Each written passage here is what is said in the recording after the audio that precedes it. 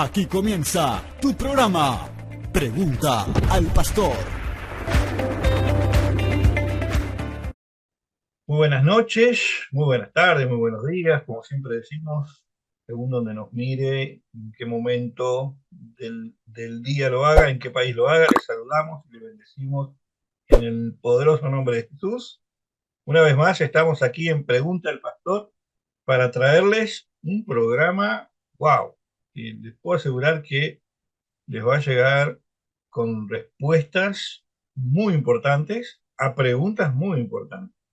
Les animamos a que continúen enviando sus preguntas como lo han hecho en estos 3 años que estamos al aire, porque sin duda que hay muchas cosas que aún no se han respondido y hay muchas interrogantes que la gente, usted mismo a veces, valga la redundancia, se pregunta, ¿valdrá la pena preguntar?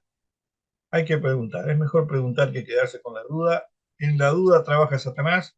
Nosotros somos hombres y mujeres de fe, dependemos de la certeza y la fortaleza de la palabra de Dios, y la verdad es lo único que nos va a llevar por la verdad de la escritura, la verdad de la palabra, la verdad del mensaje del evangelio y el mensaje fundamental de la escritura. Recuerden que siempre va a ser Jesucristo. Continuamos con Pregunta al Pastor. Prepárese porque hoy tenemos un programa.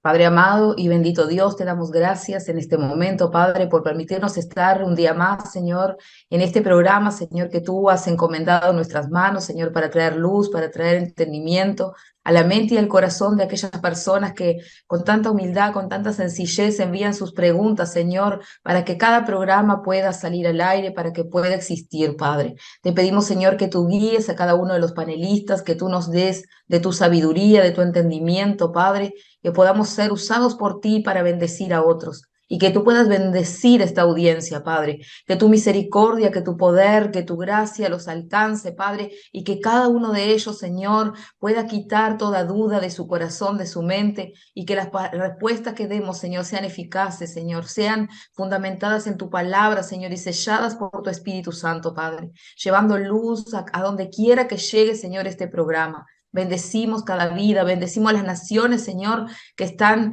escuchando, que están permitiendo que este programa entre allí, Señor, para ser de bendición. Entregamos esta audiencia en tus manos, Señor, y te damos gracias por todo lo que has hecho, por lo que estás haciendo y por lo que aún harás. A ti te damos gracias una vez más en el nombre de Jesús. Amén.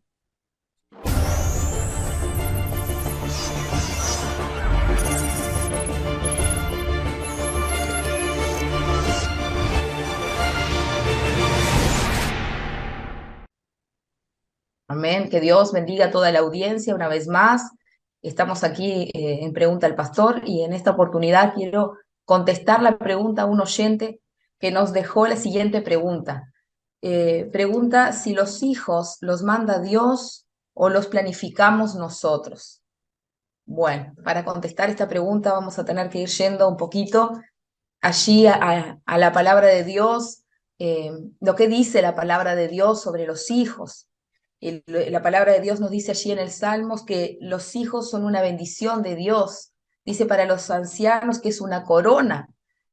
Siempre que hablamos de un hijo, vamos a hablar de algo que viene para ser de bendición a nuestra vida. Lo dice en una versión, es una recompensa, el fruto del vientre. Eso lo dice allí en el Salmo 127, versículo 3. Pero quiero hacer una pequeña introducción sobre este tema de la planificación familiar.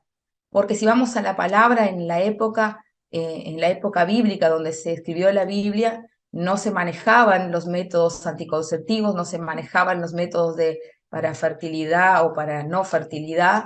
O sea, hay un silencio en la palabra con respecto a esto por la época en que fue escrita, lo que no quiere decir que Dios no tenga el control sobre todas las cosas. Nosotros desde donde creemos siempre vamos a creer en la soberanía de Dios, en que Dios es soberano y poderoso y tiene el poder de intervenir donde el hombre planifica también.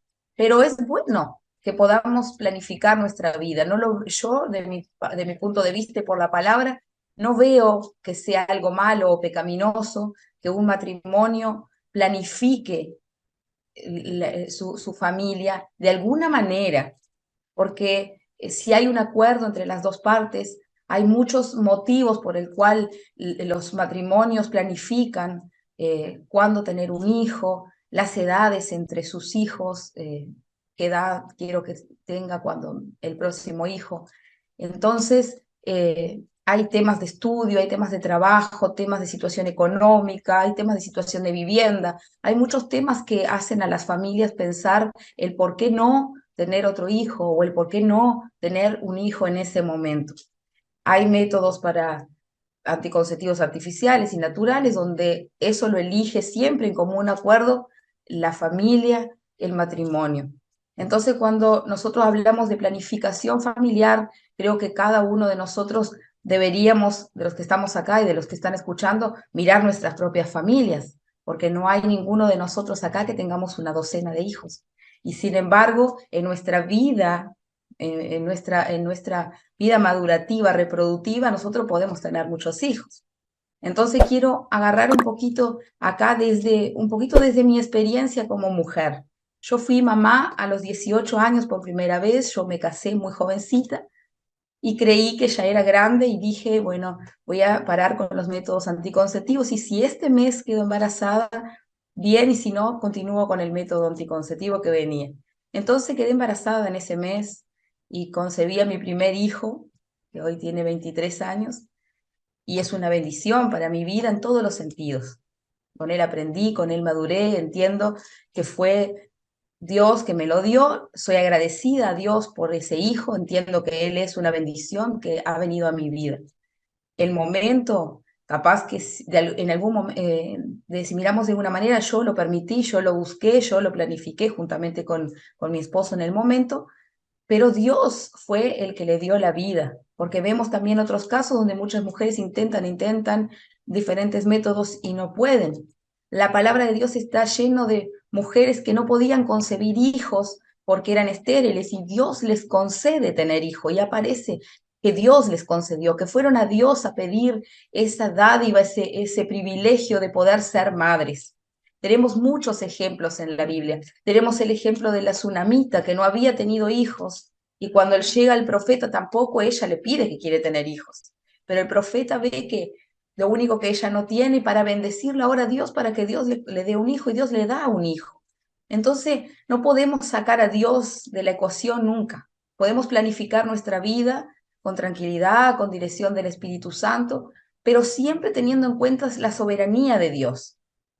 Mi segundo hijo yo no lo planifiqué, yo usaba un método anticonceptivo, yo no quería otro hijo porque tenía aún un bebé y vino. Y yo entiendo que fue una bendición también para mi vida ese hijo.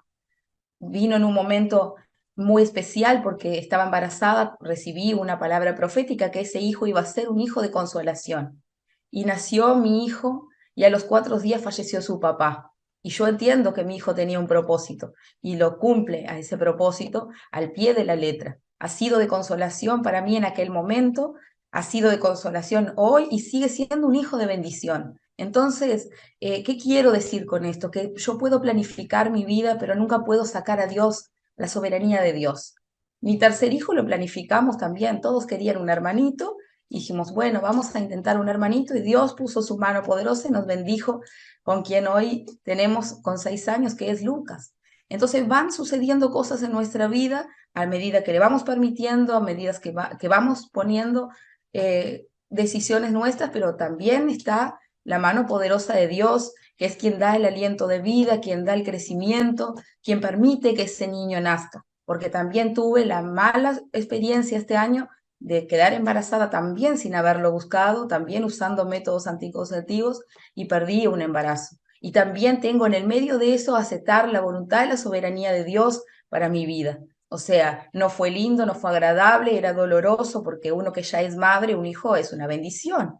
Entonces, por eso quise tomar esta pregunta desde mi experiencia, como mujer, como madre, y después habían como otras cuestiones que nosotros que queremos traer un poquito, porque habían como esas preguntas sobre la influencia del hombre, de la ciencia, de la biología, sobre engendrar un hijo. Y nosotros, Dios ha dado al hombre todas sus características. Dice la palabra que Dios nos creó a su imagen y a su semejanza. Le dio al hombre la sabiduría para inventar, para crear. Todo lo que viene de Dios, la esencia de Dios está en el hombre. Entonces el hombre descubre cómo funciona, porque la ley de Dios ya está dada. Y cuando hablo de esto voy a hablar específicamente a la fecundación, porque está dado por Dios ya que el encuentro de un espermatozoide y un óvulo, si fecundan, ahí se concibe una vida, un hijo. La forma, porque hay muchas formas, muchos métodos hoy que podemos estar de acuerdo o no, pero que llevan a producir una vida. Igualmente ahí yo personalmente creo que está la mano de Dios, porque Dios tiene el poder para permitir o no que esto suceda.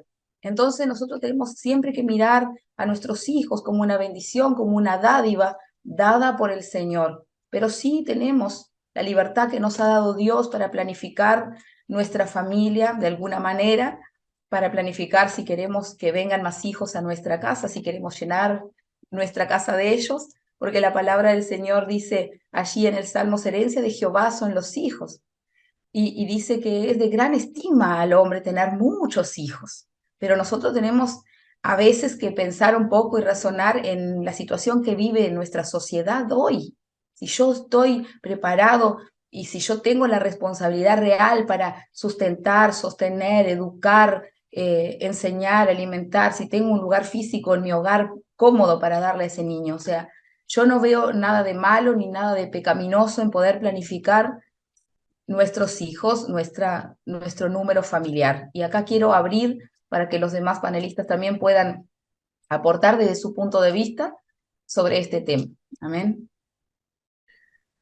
Muy buenos días, muy buenas tardes, muy buenas noches. Excelente exposición de la profeta Karina, hermana Karina, que como siempre exponiendo temas no solo de la parte, desde la parte expositiva, sino también de la parte de la experiencia, el cual conozco bien de cerca porque somos amigos y hago 100% verídica las palabras que ella contó de su testimonio personal. ¿Qué más agregar? Bueno, agregar que Dios tiene el control de todas las cosas. Yo también soy padre de 3 hijos. De los 3, solo uno planificamos. Los otros vinieron de arriba, el último aún cuando también estábamos utilizando métodos anticonceptivos. Entonces eso muestra la soberanía de Dios. Pero si nosotros vamos a los tiempos bíblicos, vamos a encontrar que en el tiempo de Abraham, en el tiempo de Samuel, en los diferentes tiempos bíblicos del Antiguo Testamento, obviamente no había métodos anticonceptivos como los que hay hoy, ¿verdad? Entonces, en aquel tiempo tener hijos era una bendición. Se planificaba al tener hijos y al no haber ningún método anticonceptivo químico, los hijos venían. Y yo quiero hacer recuerdo de lo que dice Génesis. Génesis, quiero leértelo en este día. Génesis 1, versículo 28. Y les bendijo Dios y le dijo, fructificad y multiplicad, llenad la tierra, suscitad la señora sobre los peces, etcétera, etcétera, etcétera. ¿Qué es lo que me está mostrando la palabra? Bueno, me está mostrando la palabra que la intención de Dios, uno de los mandamientos edénicos, que no solamente fue el no comer del fruto del conocimiento, era multiplicar y fructificar. Dios creó al hombre y a la mujer con uno de sus propósitos, era el de multiplicarse y el de fructificarse. Así que los hijos son una bendición. Los hijos vienen para bendecir el hogar, ¿verdad? Claro que hay un montón de circunstancias, pero sobre todas las circunstancias, Dios está sobre todas las cosas porque Dios es soberano y tiene el control de todas las cosas. Entonces vamos a encontrar en el Antiguo Testamento mujeres que realmente querían tener hijos y no podían, pero que a través de la oración, de la fe en Dios, alcanzaron la promesa, por ejemplo, Ana y Samuel, por ejemplo, el hijo de la promesa que es Isaac, el hijo de Sara. Entonces vemos cómo los hijos son una bendición. Y el pensamiento, la mentalidad de las personas del Antiguo Testamento era el de multiplicarse y fructificar. Para ello era una bendición. Hoy eso de repente se ve de otra manera o se entiende de otra manera. Los tiempos cambian, la sociedad cambia, cambian un montón de cosas, pero hay pensamientos, mandamientos de Dios que son vigentes desde el día que Él salieron de su boca hasta ahora.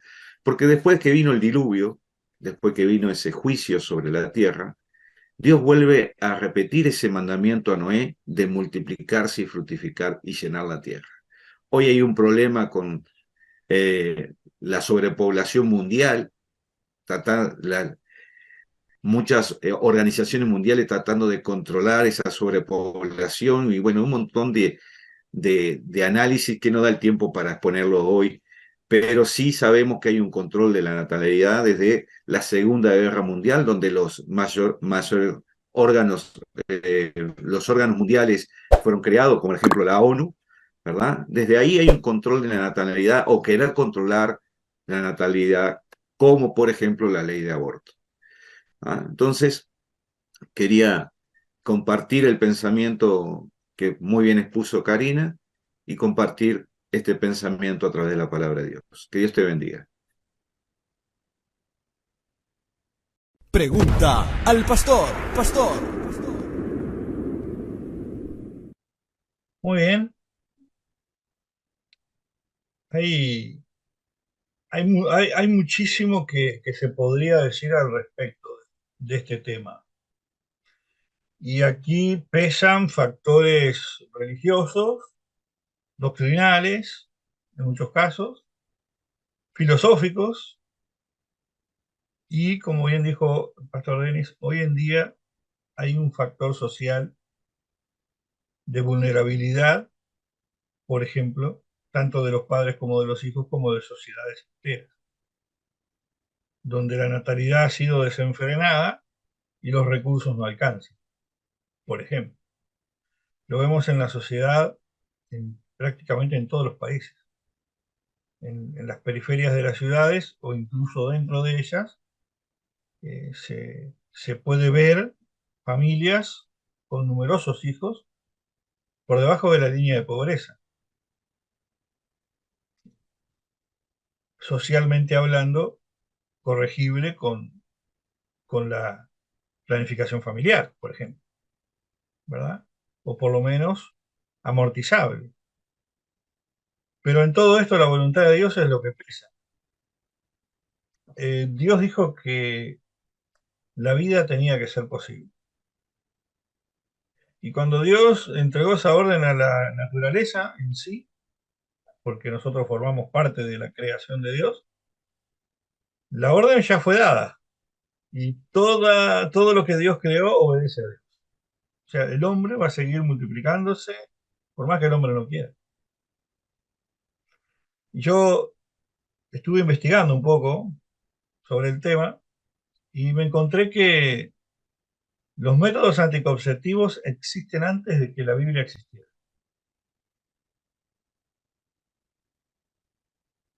Y estamos hablando de algunos miles de años antes de que Moisés naciera. Los egipcios, por ejemplo, tenían una preparación pastosa que colocaban en la vagina de la mujer para que el ácido de ese producto evitara el embarazo. Estamos hablando mucho tiempo antes del nacimiento de Moisés. Estamos hablando de los egipcios, un pueblo que culturalmente hablando era muy avanzado. ¿De dónde ellos lograron ese conocimiento y esa sabiduría? Habría que preguntarle a Dios o investigar en la historia. Pero ellos tenían métodos anticonceptivos y tenían métodos profilácticos. No hace muchos años se encontró en un sarcófago un preservativo en el tiempo de los egipcios. Usted me va a decir para qué. Pregúntele a los egipcios. Alguna función debería tener. Entonces, esto va mucho más allá de mi comprensión de la soberanía de Dios. Vuelvo a lo que dije hace un instante, nosotros somos creación de Dios, ya está en nosotros, nuestra naturaleza, la previsión familiar, el tener hijos, el multiplicarnos, pero también está en nosotros el parar y el decir basta. Justamente porque parte de la naturaleza de Dios está en nosotros. Fuimos creados a su imagen y semejanza. No habla necesariamente de una imagen corpórea, sino también de sus cualidades. Tenemos la capacidad de amar, de perdonar, de condenar y de crear. Prácticamente tenemos las mismas cualidades. La gran diferencia es que no somos eternos, a menos que, evidentemente, tengamos un encuentro con Jesús que nos garantice una eternidad en resurrección. Que también hasta eso está solucionado en Cristo. Fíjense.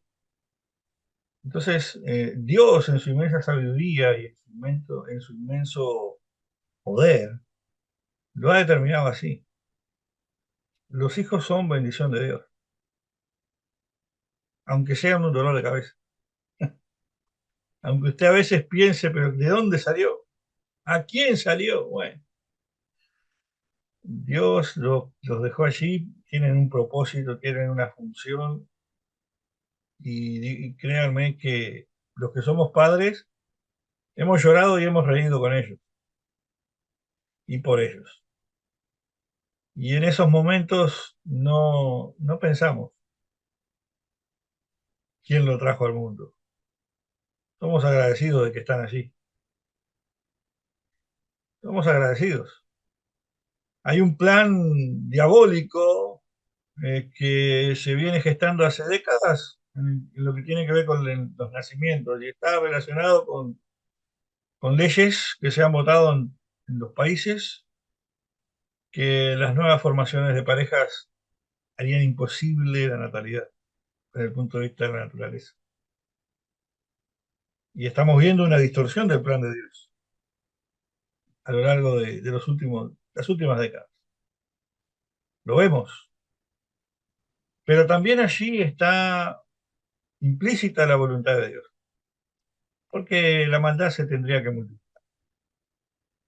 La desobediencia al mandamiento se tenía que multiplicar para que se manifieste el hombre de pecado.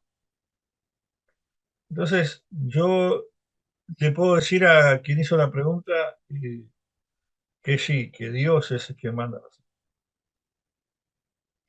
categóricamente. Dios es el que da la vida y es el que quita la vida. Así que si tenemos un hijo, es una bendición de Dios para nuestra vida. Aunque en el momento sea una dura carga, por las razones que sean, ¿verdad? Por las razones que sean. Oramos y bendecimos a los padres, a las madres, a los abuelos, a los padres que han tenido que buscarlos y no buscarlos, y a los que se han tenido que hacer cargo, por las razones que sean. A veces la paternidad o la maternidad llega sin buscarlos. Y eso también es voluntad de Dios. Y sin procrearlas. Lo vemos en las noticias, hay un accidente, queda un niño solo, hay un padre y una madre que está esperando encontrar un hijo. ¿Qué le decimos a esos padres a esas mujeres que han nacido con la incapacidad de dar a luz? En el tiempo bíblico era pecado no tener hijos, era una maldición no tener hijos. En el tiempo de la ley era una maldición no tener hijos, a tal punto de que la ley permitía que si la esposa del varón no le podía dar hijos, el varón podía tener hijos con la esclava, los que quisiera, y con cuantas esclavas quisiera, y no era pecado, porque la vida tenía que ser, porque la vida era el mandato. Hay muchísimo para hablar de este tema y podrían dejar también preguntas y comentarios al respecto que pudiéramos nosotros en siguientes programas poder ampliar sobre él. Continuamos con Pregunta al Padre. Yo quiero cerrar este tema a colación de lo que decía el apóstol Raúl, de que Dios es el que envía a los hijos. Allí en Jeremías capítulo 1, versículo 5, Dios dice de Jeremías: antes que te formase en el vientre te conocí, y antes que nacieras te santifiqué y te di por profeta a las naciones. Dios tenía un propósito, y Dios dice que antes de que lo formara, allí estaba el propósito de Dios sobre la vida de Jeremías. No todos nosotros nacemos para ser profeta a las naciones. No interpretemos que esta palabra sea para cada uno de nosotros, pero era para Jeremías. Dios estaba diciendo de Jeremías que antes de formarle Dios ya tenía un plan para él. Entonces, ¿cómo no vamos a negar el poder, la soberanía de Dios sobre una vida que se forma y que nace y que viene a este mundo? Pero también quiero ir allí a lo que decía Pablo en Gálatas 1:15. Pablo dijo, pero cuanto agradó a Dios que me apartó desde el vientre de mi madre y me llamó por su gracia. Él allí no decía que Dios lo había formado, ni Dios decía que lo formó y antes de formarle le puso un propósito. Dice, me apartó desde que estaba en el vientre de mi madre. Él podía creer esto, él podía expresarlo y decirlo de que Dios lo había apartado con un propósito y que por su gracia, todos nosotros por la gracia de Dios vamos a cumplir, si queremos estar en Cristo, si queremos estar en su voluntad, un propósito. Pero tenemos que entender que Dios es el dador de la vida, como lo decía muy bien el apóstol Raúl, y ser agradecidos por esa vida que Él nos ha dado. Amén.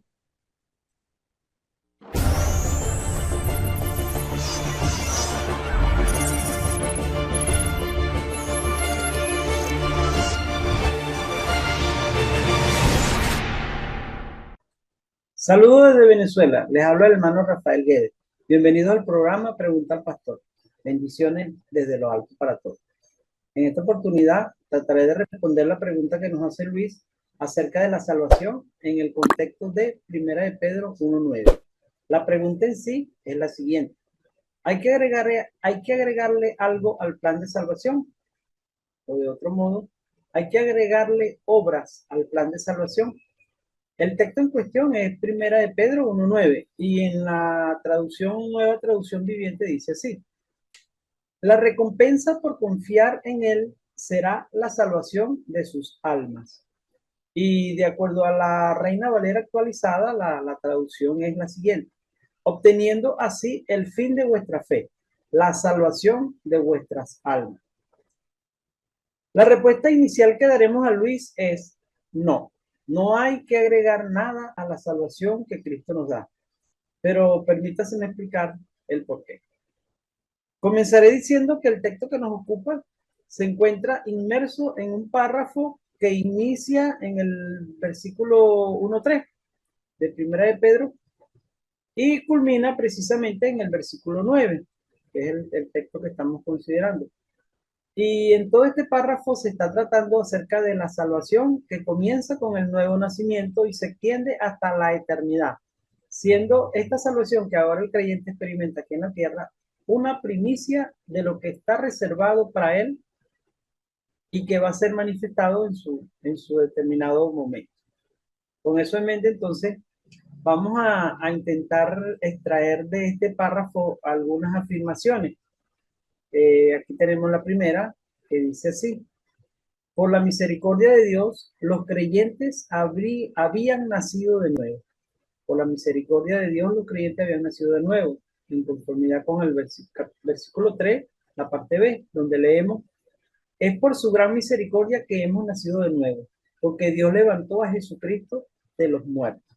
Aquí entonces inicia la salvación, que está hablando todo el párrafo, con el nuevo nacimiento. Y está acorde con lo que Jesús le decía a Nicodemo, es necesario nacer de nuevo para entrar al reino de los cielos. Acá se agrega que es por la misericordia de Dios. Y esto es sinónimo de el amor de Dios, es sinónimo de la gracia de Dios. Por esa gracia de Dios, por esa misericordia de Dios, entonces es que hemos nacido de nuevo. Una segunda afirmación extraída de este texto bien podría ser: el creyente tenía una herencia que no tiene precio. Eso lo leemos en el 4, la parte B del 4, dice así. Ahora vivimos con gran expectación. Esa es la parte A, pero la parte B dice, y tenemos una herencia que no tiene precio. Y el versículo sigue diciendo, una herencia que está reservada en el cielo para ustedes, pura y sin mancha, que no puede cambiar ni deteriorarse. Así vemos entonces que esa herencia, que es esa salvación que el creyente tendrá plenamente cuando así lo disponga el Señor, pues no tiene precio, no tiene precio. Y está reservada en lugares, en instancias celestiales para el creyente.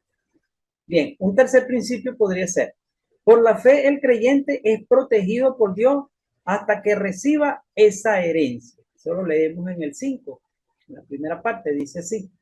Por la fe que tienen, Dios los protege con su poder hasta que reciban esta salvación. ¿Qué les parece? El Señor protege al creyente para que pueda al final recibir esa salvación. Sigue diciendo ahí el texto, la cual está lista para ser revelada al final, a fin de que todos la vean. Muy bien.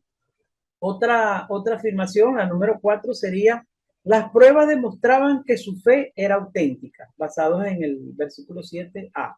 Dice así, estas pruebas demostrarán que su fe es auténtica. Pero sigue hablando de la fe probada y dice, está siendo probada de la misma manera que el fuego prueba y purifica el oro, aunque la fe de ustedes es mucho más preciosa que el mismo oro. Y entonces observamos que la fe es probada por la prueba. ¿Por qué? Porque al salir vencedor de la prueba, eso demuestra que la fe era verdadera, como bien se recoge en la siguiente afirmación, la quinta, dice así. Entonces su fe les traerá alabanza, gloria y honra, basado en el versículo 7, pero en la parte D, donde leemos, entonces su fe, al permanecer firme en tantas pruebas, les traerá mucha alabanza, gloria y honra en el día en que Jesucristo sea revelado a todo el mundo. Y entonces se nos dan otros detalles y en conformidad con la anterior afirmación, es al permanecer firme en la fe, pese a la prueba, entonces además que trae alabanza, gloria y honra, también es la evidencia pues de que esa fe es verdadera. Esa alabanza, gloria y honra, dice un poquito más adelante que será revelada por Jesucristo. Es decir, que traerá todo eso, la alabanza, la gloria y la honra, el día que Jesucristo sea revelado al mundo. Una sexta afirmación basada en el texto entonces podría ser la siguiente. Los creyentes amaban, creían y se gozaban en Cristo. Creían a Cristo, amaban a Cristo y se gozaban en Cristo, según el versículo 8, donde dice, ustedes aman a Jesucristo, a pesar que nunca lo han visto, aunque ahora no lo ven, confían en Él. Confían en Él, tienen fe en Él. Entonces, eso forma parte de esa fe que el creyente había obtenido, pero por supuesto los apóstoles le predicaron, los apóstoles vieron al Señor, pero a quienes ellos le predicaron, la gran mayoría no vieron al Señor. Entonces, desarrollaban la fe en esa palabra poderosa que los apóstoles estaban predicando. Una séptima afirmación y última dice sí, la recompensa o resultado de su fe era la salvación del alma. Y ahí está el versículo 9, que es el versículo que nos ocupa. Leemos en el versículo 9, la recompensa por confiar en Él será la salvación de sus almas. O como lo decía la Reina Valera actualizada, la recompensa por la fe o el resultado de la fe será la salvación de las almas. La salvación de su alma. Muy bien, entonces como podemos darnos cuenta, todo el texto, todo el párrafo está hablando de la salvación y está hablando de la manera como esa salvación llega al creyente. Primero, por la gracia de Dios. Segundo, por la fe del creyente.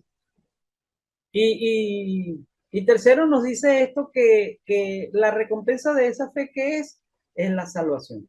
Como observamos en el texto, no hay alusión por ningún lado que esa salvación se obtenga por una acción, por una obra que la persona tenga que hacer. En el contexto después del versículo 9, se señala que la palabra profética sobre la salvación, en la cual los profetas de la antigüedad quisieron mirar, sin embargo, no pudieron. Eso se observa entonces luego del versículo 9, que esa salvación quiso ser vista, mirada, apreciada, contemplada por los profetas de la antigüedad sin poder lograrlo. también un poco más abajo en el contexto nos habla de la santidad de vida del creyente, que por supuesto es una consecuencia también de la fe, porque por ningún lado se observa que esa santidad del creyente sea una condición para que el creyente sea salvo, sino más bien que es como una consecuencia. Y la forma como se produjo esa salvación también nos habla el contexto, porque nos dice que esa salvación se logra no con cosas perecederas como la plata, como el oro, como las piedras preciosas, sino con la sangre del Cordero de Dios, como de un cordero sin mancha y sin contaminación. Es decir, es el sacrificio de Cristo, es la obra de Cristo en la cruz la que trae verdaderamente la salvación. Entonces la salvación se alcanza por obra. Bueno, por una obra, por la obra de nuestro Señor Jesucristo en la cruz, pero no por una obra humana. Es decir, fuimos rescatados entonces no con cosas perecederas, sino con la sangre preciosa de Cristo. Otros textos y en otros contextos, es decir, en otros libros de la Biblia, también nos hablan de esa salvación que Pedro también está considerando en este párrafo. Por ejemplo, Efesios 2, 8, 9, pues es muy claro cuando dice, Dios los salvó por su gracia, cuando creyeron. Ustedes no tienen ningún mérito en eso. Es un regalo de Dios. La salvación no es un premio por las cosas buenas que hayamos hecho. Así que ninguno de nosotros puede jactarse de ser salvo. ¿Qué les parece? Ahí vemos entonces que la salvación es un regalo de Dios y que no es por obra. Y de ese modo, como no es por una obra que la persona tenga que hacer, entonces no tiene manera de gloriarse ante Dios por haber hecho algo para obtener la salvación. ¿Hay que agregarle algo al plan de salvación? Bueno, lo que hasta aquí hemos dicho es no hay que agregarle nada al plan de salvación. Gálatas es un ejemplo de que no se debe agregar nada a la salvación perfecta que Cristo ofrece. Agregarle algo a la salvación que Dios ofrece es profesar, dice el apóstol allí, un evangelio diferente.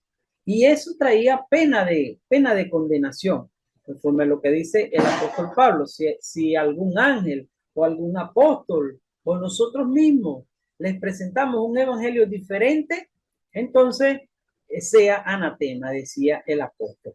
Y lo que ocurría allí en Galacia, en la iglesia de Galacia o en las iglesias de Galacia, es que algunas personas, algunos falsos maestros habían entrado y estaban enseñando a los cristianos, a los creyentes allí, que además de creer en Cristo, debían guardar ciertos aspectos de la ley. Esos aspectos de la ley pueden resumirse como en 3 de ellos, como eran la circuncisión, como era el guardar ciertas leyes relacionadas con las comidas, lo que podían comer, lo que no podían comer, y el guardar algunas fiestas solemnes, como los días, como los años, como la semana. Entonces el apóstol está resaltando que nada de eso es necesario para la salvación y que pensar que la salvación es por creer en Cristo y por guardar alguno de esos aspectos de la ley, eso se consideraba otro evangelio, no el evangelio de nuestro Señor Jesucristo. ¿Por qué? Porque estaba agregando obra a ese evangelio puro de nuestro Señor, que es el único que da la salvación, porque está basado en la obra que Cristo hizo en la cruz al derramar su sangre por nosotros. Bueno, esta es mi respuesta. Esta es la respuesta que damos a Luis. Bendiciones, Luis, y bendiciones para todos. Dios me los bendiga. Una vez más estamos aquí en este programa tratando de responder aquellas preguntas que diferentes usuarios hacen con respecto a dudas, a incógnitas. Y la pregunta que me toca responder en este día es,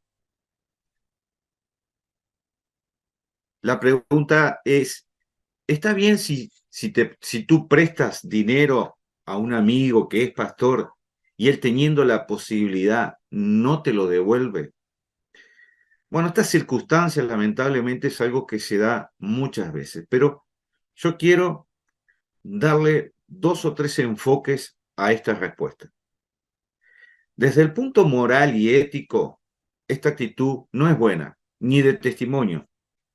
Desde un punto de vista espiritual, perteneciendo a una comunidad cristiana, como es el caso de esta pregunta, y aclaro, perteneciendo, porque pertenecer no quiere ser que yo soy cristiano. Yo puedo pertenecer a una comunidad cristiana, pero no vivir principios bíblicos en mi vida, ¿vale? Entonces, no es lo mismo pertenecer que ser. Y si soy o pertenezco a una comunidad cristiana, esto es pecado, no hay otra manera de decirlo, y es de mal testimonio. La Biblia dice lo siguiente, pues cuando vamos a Romanos 7:8, dice, pagá a todo lo que debéis, al que tributo, tributo, al que impuesto, impuesto, al que respeto, respeto, al que honra, honra. No debáis nada a nadie, sino el amaros unos a otros, porque el que ama al prójimo ha cumplido la ley. Este pasaje de Romanos 13, el apóstol Pablo enseñándonos cómo manejarnos con respecto a las autoridades gubernamentales, y acá dice pagá a todo lo que debéis, y empieza con la palabra tributo, y la palabra tributo ahí en griego es telos, que significa el fin de algo, pero cuando tiene que ver con lo que es pagar deuda, tiene que ver con los fines públicos, o sea, cada estado, cada gobierno impone impuestos, tributos, ¿no?, para ejercer su gobierno, ¿verdad? Y la palabra tributo tiene también la idea de impuesto, ¿verdad?, en griego. Así que aquí vemos, en el versículo 7, vemos la primera parte, los deberes que tenemos cuando, podríamos decir, deberes sociales, deberes estatales, con el gobierno, con la nación a la cual pertenecemos, ¿verdad? Entonces, nuestro testimonio también pesa el hecho de ser buenos pagadores, de pagar nuestros impuestos, de no ser deudores con el Estado, ¿no? La segunda parte me habla de deberes morales, ¿no? Al que respeto, respeto, al que honra, honra. Pero el versículo 8 hay una orden que dice, no debáis nada a nadie, sino amaros unos a otros, porque el que ama al prójimo ha cumplido la ley. Esto me está hablando de deberes espirituales y me está hablando de algo muy importante que la persona que hizo la pregunta tiene que entender. Si vamos a Romanos 13, versículo 10, dice, el amor no hace mal al prójimo, sino que el cumplimiento de la ley es amor. El deber de amar es más allá de las circunstancias. Cuando nos encontramos con una situación como la que se encuentra esta persona, el amor y el perdón son fundamentales, porque la deuda, desde el punto de vista bíblico, es un pecado, pero yo puedo perdonar esa deuda. De esa manera, cuando yo perdono la deuda, estoy también perdonando ese pecado de mi hermano, de mi hermana, o de mi amigo, o de mi pariente, de quien sea. Pero cuando hablamos de la parte económica, la parte administrativa, tenemos que tener en cuenta dos puntos. El primero es, yo como persona, cuando voy a manejar mi economía, tengo que tener de antemano una planificación, una organización y un desarrollo. Y eso lo vemos en Lucas 14, 32 y 33. Dice, porque ¿quién de vosotros queriendo edificar una torre no se sienta primero y calcula los gastos, a ver si tiene lo que necesita para acabar? No sea que después de que haya puesto el cimiento no pueda acabarla y todo lo que vea comience a hacerle burla de él. Todo lo que vea en esa situación se empiecen a burlarse de la persona. Qué importante es este consejo dado por Jesucristo. Entonces, la planificación, la organización y el desarrollo, esto se usa en la parte administrativa, ¿verdad? Pero también es necesario usarlo en nuestra propia vida.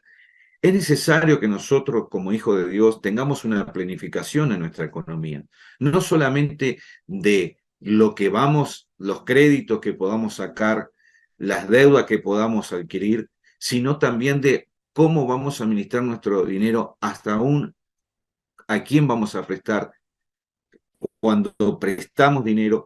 Todo eso tiene que ser parte de nuestra planificación económica. Jesús nos enseña, en lo que acabamos de leer, que tiene que haber como cristiano una responsabilidad, ¿ah? Y eso lo vemos hasta en el momento de ofrendar. Dice 2 Corintios 9:6, como por cada uno propuso en su corazón. Y proponer en su corazón es proponer de antemano, planificar de antemano que lo que yo, mi donación, mi ofrenda, lo que yo voy a volcar para el reino de Dios. Entonces, siempre nos está hablando en lo económico de una planificación, ¿verdad? Y lo segundo, dentro de lo que es la economía, porque esta pregunta está relacionada 100% con lo que es dinero, tenemos que entender, el antes es la planificación, la organización y el desarrollo, pero también tenemos que entender el después. ¿El después de qué? El después de prestar, el después de sacar un préstamo, después de hacer un crédito, ¿ah? De generar cualquier tipo de compromiso. Hay Proverbio 22:7, es un versículo que a mí me gusta mucho, dice, el rico se enseñorea de los pobres. ¿Cómo que el rico se puede enseñorear de los pobres? Y hay una manera, y lo va a seguir explicando el mismo versículo. El que toma prestado es siervo del que presta. Y con esto quiero poner un ejemplo que es un ejemplo aquí de la zona. Quiero hablar de Argentina, ¿verdad? Hoy por hoy, lamentablemente, nuestros hermanos argentinos están pasando una crisis económica como pocas veces ha pasado Argentina. No es la primera vez, pero sí es una de las veces que más está afectando, donde ya tiene más de un 50% de pobreza, ¿verdad? Ahora, ¿cómo Argentina, siendo un país que tiene para alimentar 4 veces su población, puede tener más del 50% de personas padeciendo hambre? Bueno, la respuesta está en la forma de gobernar, la economía de ese país. Todos sabemos que pasamos por una pandemia, que esto trajo consecuencias económicas para todos los países y Argentina no quedó fuera, ¿verdad? Entonces, una de las cosas que pasó con Argentina es que ya venía con deudas y, como acabamos de leer, el que pide prestado se transforma en esclavo del prestamista. Ya venía con deudas que no venía pagando, pero con el tema de la pandemia, ¿no?, solo el Banco Mundial prestó para Argentina unos 50 millones de dólares para poder comprar esas vacunas. Más la deuda que tiene con el FMI, que supera los 200 millones los 2 billones de dólares, una deuda prácticamente impagable, ¿verdad? Ahora, ¿por qué pongo el ejemplo de Argentina? Porque ahí vemos un ejemplo de que cuando yo saco prestado, o cuando yo pido prestado, como cuando yo saco un crédito y me comprometo a pagar, entonces yo estoy siendo esclavo de mi economía. Y estoy siendo esclavo de pagar eso todos los meses. Hay muchos hermanos en Cristo que están endeudados y por una mala administración. Y ahí es donde empieza el problema. De la misma manera que Argentina, por una mala administración, hoy tiene más del 100% el 100% de su deuda externa, ¿no? De la misma manera, muchos de nosotros nos endeudamos a tal manera que después nos vemos en situaciones como esta, pidiendo prestado y no pudiendo pagar o dando prioridad a otras cosas. En la situación en la que se encuentra este hermano, el perdonar la deuda es la mejor solución. El perdonar es la solución. Cuando uno va a Mateo 18:27, dice: el Señor de aquel siervo, movido a misericordia, le soltó y le perdonó la deuda.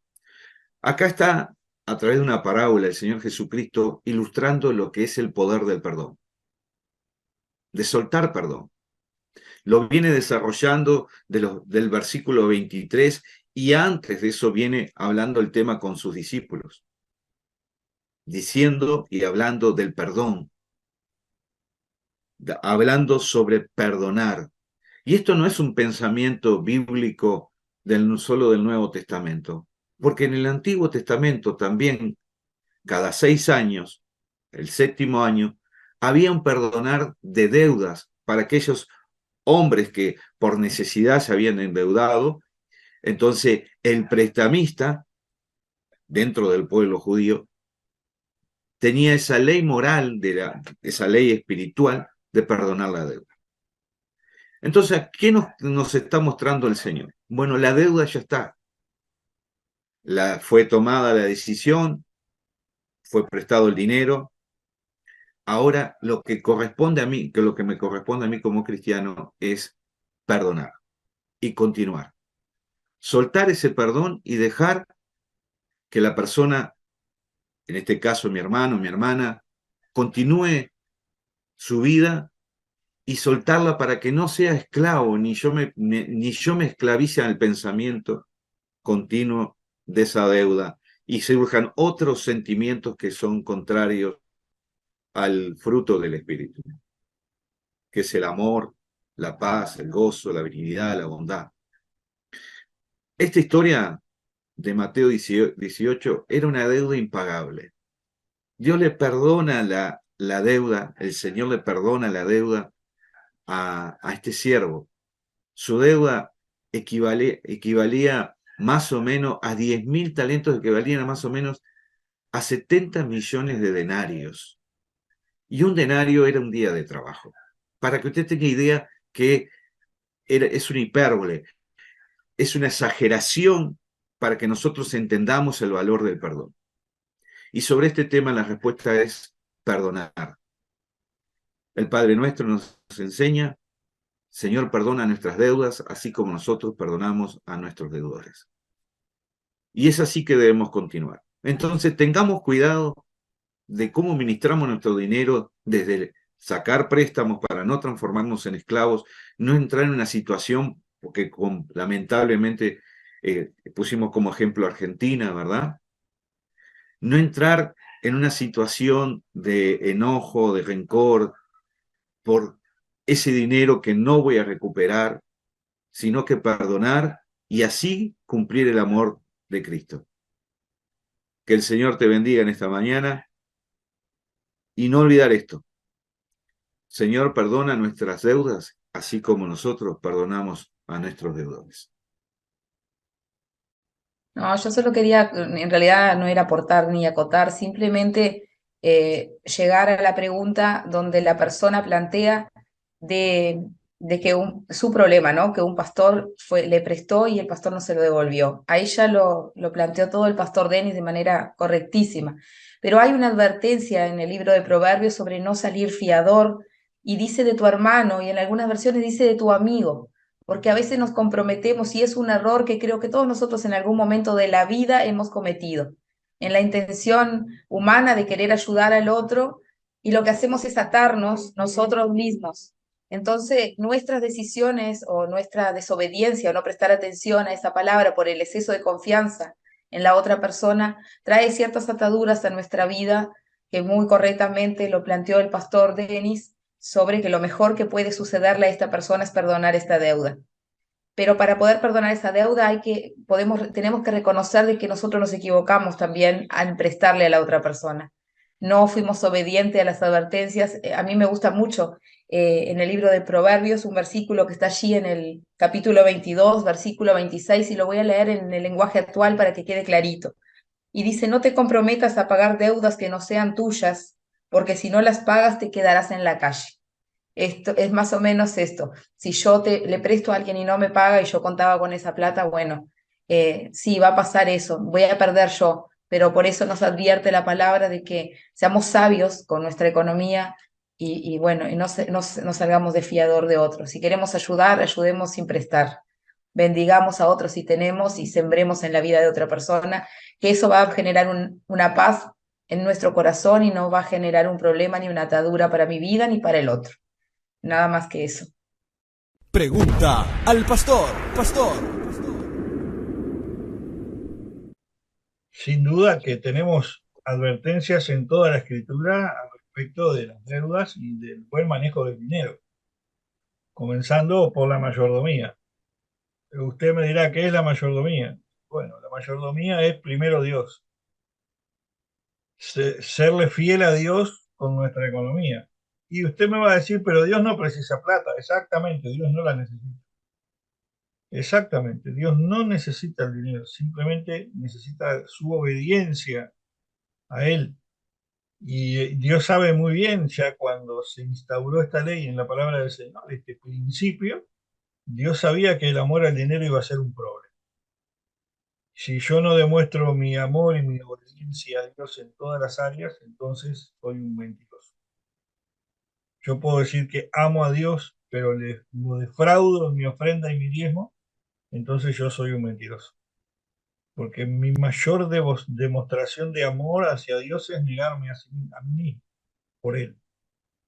Negarme a mí mismo por Él. Jesús lo dijo, el que no se niega a sí mismo, el que no toma su cruz y me sigue cada día no es digno de mí.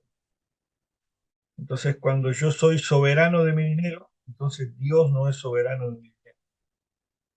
Cuando yo soy soberano de generar deudas y de no pagarlas, y justificarme porque soy un hermano en la fe, que si tuvieras amor de Dios no me cobraría, como algunos argumentan, eso es no tener ni siquiera temor de Dios en el corazón. Porque ya la palabra nos advierte en cuanto al préstamo y en cuanto a la deuda. Evitemos endeudarnos y evitemos el tema préstamo, que es una de las mejores opciones. Demos cuando podamos dar, tengamos la liberalidad de poder dar, porque es algo que es de bendición. El hombre de Dios es un hombre dadivoso, ¿sí? Y pongamos a Dios primero. Es una, es una ecuación infalible, una ecuación matemática infalible. Poner a Dios primero en nuestra economía es infalible. Créame que es infalible. Muchos argumentan que ese dinero va para los pastores, que los pastores se enriquecen con el dinero de la gente, etcétera, etcétera. Ese no es problema nuestro, no es problema nuestro, no es algo que nos tengamos que nosotros preocupar, tenemos que preocuparnos por obedecer a Dios, porque el que me da el dinero y la salud para generarlo es Dios, no el pastor, ni la organización, ni la iglesia. Mi devoción, mi obediencia, mi llave al éxito económico está en yo ser un buen mayordomo de los bienes que Dios dio para mí. Y yo lo despilfarro en préstamos, después no los cobro, va a ser mi problema. Si yo me endeudo para poder tener más o aparentar tener más, va a ser mi problema. Y créame que mucha angustia y mucho dolor hay de una persona que solamente vive de la apariencia económica o de la apariencia financiera. La palabra nos habla de que es mejor comer un bocado de pan en un rincón de una casa que estar solo en un palacio. Y tener apariencia es estar más solo que una arañita en un palacio. Es así de simple. Así que seamos temerosos del Señor, administremos bien nuestra economía y vamos a ver resultados indiscutibles. Haga la prueba. La palabra del Señor dice, probadme en esto. Probadme, prueben a Dios en la economía. Y eso abarca todas las áreas, ¿eh? Probar a Dios en la economía implica, eh, como dijo Jesús, darle a César lo que es de César y a Dios. O sea, vamos a hacer una administración acorde al plan de Dios y va a ver cómo su mala organización comienza a ordenarse. Comienza a ordenarse porque Dios comienza a reprender al pecado, comienza a ocuparse de todas aquellas situaciones que le llevan su fruto económico y va a ver los resultados y va a ver que con poco usted va a hacer mucho. Porque eso es lo que Dios se encarga de hacer con nosotros.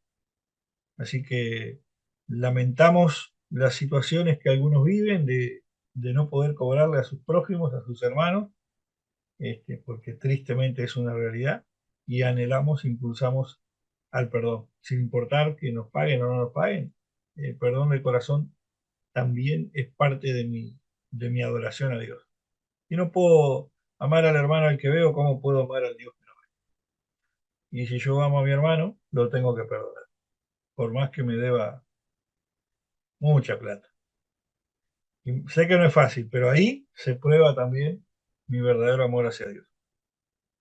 Ahí se prueba mi amor a Dios. ¿Qué tanto estoy dispuesto yo a perdonar a mi hermano y amar a mi hermano si me debe plata y no lo puedo ni ver? Que el Señor nos ayude. Hasta aquí hemos llegado con el espacio Pregunta al Pastor. Nos reencontramos. Hasta la próxima.